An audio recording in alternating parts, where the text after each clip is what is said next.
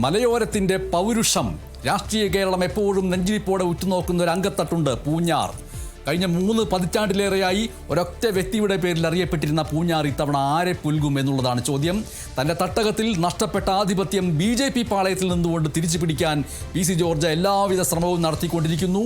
കേരള കോൺഗ്രസ് എമ്മിൻ്റെ കരുത്തിൽ സെബാസ്റ്റ്യൻ കുളത്തുങ്കൽ ചുവപ്പുകോട്ട കാക്കാൻ സജ്ജനായിക്കൊണ്ട് പ്രചാരണത്തിൻ്റെ മൂർധന്യാവസ്ഥയിലാണ്. എന്നാൽ ഇവർക്കിടയിലേക്ക് കോൺഗ്രസിൻ്റെ MJ സെബാസ്റ്റ്യൻ എത്തുന്ന വേളയിൽ പൂഞ്ഞാറിലെ വോട്ട് സമവാക്യങ്ങൾ അടിമുടി മാറുമോ എന്നുള്ള സംശയം ഉയർത്തുന്ന രീതിയിലാണ് MJ സെബാസ്റ്റ്യൻ്റെ പ്രചാരണവും നടന്നുകൊണ്ടിരിക്കുന്നത്. ഹൈറേഞ്ച് രാഷ്ട്രീയവും റബ്ബർ കർഷകരുടെ രോഷവും ആർക്ക് വിനയാകുമെന്നുള്ള ചോദ്യമാണ് പൂഞ്ഞാറിൽ നിന്ന് ഉയരുന്നത്. പൂഞ്ഞാറിലെ സ്ഥാനാർത്ഥികളെ നമ്മൾക്കൊന്നുകൂടി ഒന്ന് ഓർത്തു വയ്ക്കാം. LDFിന് വേണ്ടി സെബാസ്റ്റ്യൻ കുളത്തുങ്കൽ, അദ്ദേഹം കേരള കോൺഗ്രസ് എം നേതാവാണ്. UDFിന് വേണ്ടി MJ സെബാസ്റ്റ്യൻ കോൺഗ്രസ് നേതാവ്. NDAക്ക് വേണ്ടി നമ്മൾ സൂചിപ്പിച്ചതുപോലെ തന്നെ പിന്നീട് പല പാർട്ടികളിലൂടെ കടന്നു വന്ന അവസാനം BJPയിലെത്തി നിൽക്കുന്ന PC ജോർജും ആണ് അവിടെയുള്ളത്. കോട്ടയം ജില്ലയിലെ വന്യ സൗന്ദര്യവും രാഷ്ട്രീയ ചൂടും ഒരുപോലെ സമന്വയിക്കുന്ന മണ്ഡലമാണ് പൂഞ്ഞാർ.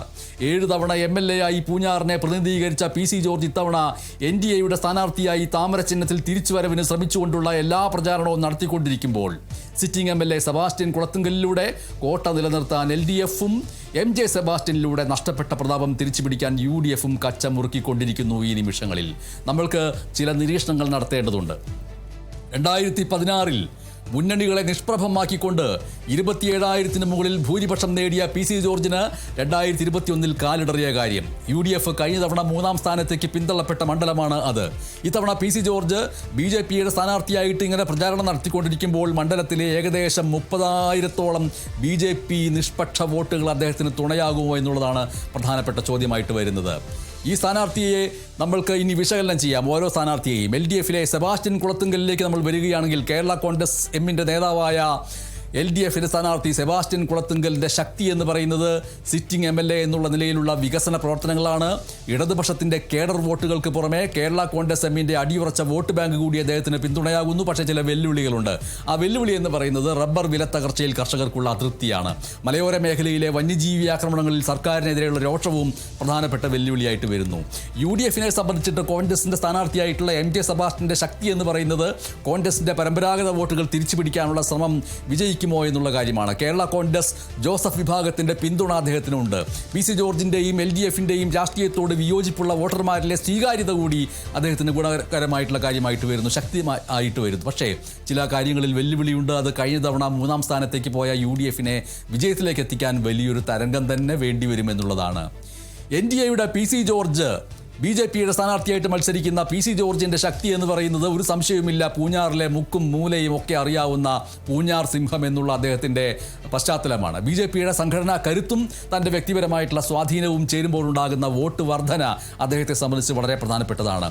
ഒപ്പം വിശ്വാസ സംരക്ഷണ വിഷയങ്ങളിൽ PC ജോർജ് സ്വീകരിച്ച നിലപാടുകളും ഒരു പക്ഷേ അദ്ദേഹത്തിൻ്റെ ശക്തിയായിട്ട് മാറി എന്ന് വന്നേക്കാം. പക്ഷേ വെല്ലുവിളിയായിട്ട് വരുന്നത് മാറിയ രാഷ്ട്രീയ സാഹചര്യത്തിൽ ന്യൂനപക്ഷ വോട്ടുകൾ PC ജോർജിനെ എങ്ങനെ കാണും എന്നുള്ളത് നിർണായകമായിട്ടുള്ളൊരു കാര്യമായിട്ട് വരുന്നു. ഈ 3 സ്ഥാനാർത്ഥികളോട് നമ്മൾക്ക് ചില ചോദ്യങ്ങൾ ചോദിക്കാനുണ്ട്. നമ്മളുടെ ചോദ്യങ്ങൾ എന്ന് പറഞ്ഞാൽ അത് ഈ പ്രചാരണ വേളയിൽ വിവിധ ഇടങ്ങളിലായിട്ട് ജനം തന്നെ ചോദിച്ച ചോദ്യങ്ങളാണ്. സെബാസ്റ്റ്യൻ കുളത്തുങ്കലിനോട് ഉയർന്ന ചോദ്യം എന്ന് പറയുന്നത് റബ്ബറിന് 250 രൂപ പ്രഖ്യാപിക്കുമെന്ന് പറഞ്ഞ് ജോസ് കെ മാണി വന്നപ്പോൾ കൈയടിച്ച കർഷകർ ഇന്ന് 160 രൂപയ്ക്ക് റബ്ബർ വെട്ടുമ്പോൾ കുളത്തുങ്കലിന് എന്ത് മറുപടിയാണ് നൽകാനുള്ളത് എന്നുള്ളതാണ്. വികസനം പറയുന്ന നിങ്ങൾ മലയോരത്തെ വന്യജീവി ആക്രമണത്തിന് എന്ത് ശാശ്വതമായ പരിഹാരമാണ് കണ്ടത് എന്നുള്ള ചോദ്യം വരുന്നു. ഇനി NDAക്ക് വേണ്ടി മത്സരിക്കുന്ന BJP സ്ഥാനാർത്ഥിയായിട്ട് മത്സരിക്കുന്ന PC ജോർജിനോട് ചോദിക്കുന്ന ചോദ്യം എന്ന് പറയുന്നത് ഇത്രയും കാലം എതിർത്ത BJPയുടെ പാളയത്തിൽ അഭയം തേടിയത് തോൽവി ഭയന്നുകൊണ്ടാണോ? PC ജോർജിൻ്റെ വ്യക്തിത്വം BJPക്ക് അടിയറവ് വെച്ചോ? ന്യൂനപക്ഷങ്ങൾക്കും ഭൂരിപക്ഷങ്ങൾക്കുമിടയിൽ നിങ്ങൾ നടത്തുന്ന ഈ ബാലൻസിങ് ആക്ട് ഇത്തവണ പൂഞ്ഞാറിൽ വിലപ്പോകുമോ എന്നുള്ള ചോദ്യം വരുന്നു. UDFിനോടുള്ള ചോദ്യം 3ാം സ്ഥാനത്തേക്ക് പോയ UDFിന് ഇത്തവണ നിക്ഷേപം തിരിച്ചു പിടിക്കാനെങ്കിലും കഴിയുമോ എന്നുള്ളതാണ്.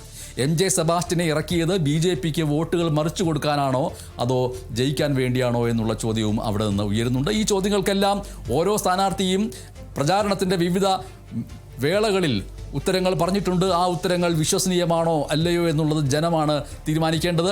ഒപ്പം തന്നെ അവിടുത്തെ പൂഞ്ഞാറിലെ പ്രാദേശികമായ ചർച്ചാ വിഷയങ്ങൾ നമ്മൾ കണ്ടില്ല എന്ന് നടിക്കരുത്. കാരണം അത് ജനങ്ങളുടെ വിഷയമാണ്. നമ്മൾ തൊട്ടുമുമ്പ് സൂചിപ്പിച്ചതുപോലെ തന്നെ പൂഞ്ഞാറിൻ്റെ സമ്പദ് വ്യവസ്ഥയുടെ നട്ടെല്ലായിട്ടുള്ള റബ്ബർ കർഷകരുടെ ദയനീയാവസ്ഥ ഒരു പ്രധാനപ്പെട്ട വിഷയമായിട്ട് വരുന്നു. ഒപ്പം തന്നെ എരുമേലി, മുണ്ടക്കയം, പൂഞ്ഞാർ, തെക്കേക്കര എന്നിങ്ങനെയുള്ള മേഖലകളിലൊക്കെ കാട്ടുപന്നിയുടെയും ആനയുടെയും ഒക്കെ ഉണ്ടാക്കുന്ന നാശനഷ്ടങ്ങളുടെ കണക്കുകൾ ഇപ്പോഴും നമ്മുടെ മുമ്പിലുണ്ട്. ഇനി പൂഞ്ഞാറിലെ പരിസ്ഥിതിയുമായി ബന്ധപ്പെട്ട് പറയുകയാണെങ്കിൽ കൂട്ടിക്കൽ ഉൾപ്പെടെയുള്ള മേഖലകളിലൊക്കെ പ്രകൃതിക്ഷോഭത്തിന് ശേഷമുള്ള പുനരധിവാസത്തിലെ പോരായ്മകൾ പ്രധാനപ്പെട്ട ചർച്ചാ വിഷയമായിട്ട് വരുന്നുണ്ട്.